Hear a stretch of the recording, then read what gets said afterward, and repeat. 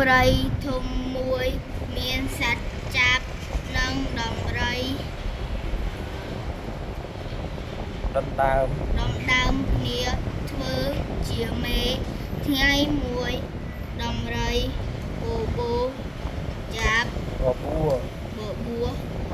ចាប់ផឹកទឹក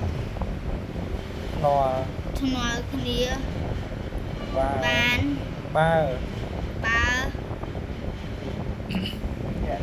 ណាផឹកទឹកច្រើនជាងអ្នកនោះ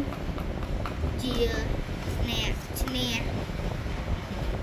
ចាប់ក៏យកព្រម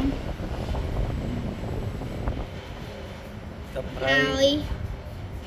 ហើងាំផ្លូវដំរីកាត់ព្រៃភ្នំ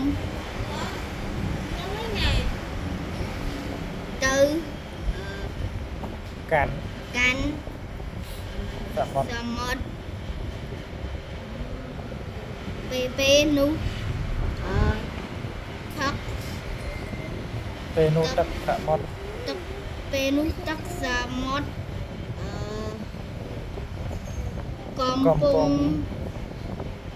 ចូលចាប់ក៏ឲ្យដំរីផឹកទៅមុនទឹកមុនទៅទឹកនោះទឹកសមុទ្រនៅតែចូលឡើងដល់ពួកវា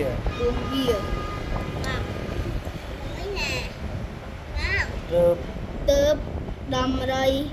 ជប់ផឹកនោះទឹកនាចចាប់ក៏ហើរទៅមាត់ទឹកអោនក្បាលជាច្រមុជចំពុះក្នុងទឹកធ្វើជាផឹកទឹកសមុទ្រ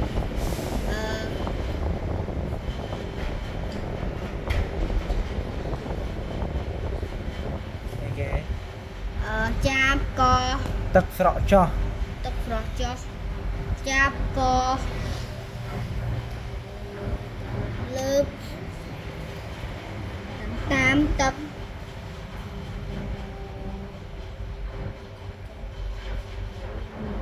នាបធ្វើជាផឹករហូតដល់ជើងដំរីចាប់ផឹកទឹករហូតទាល់តែដំរី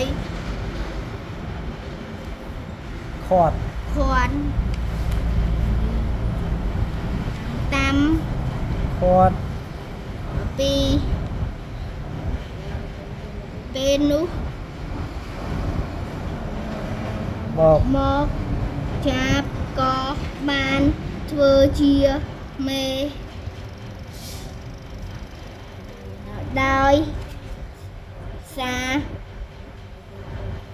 ព្រាបប្រាជ្ញាឆ្លៀសវៃ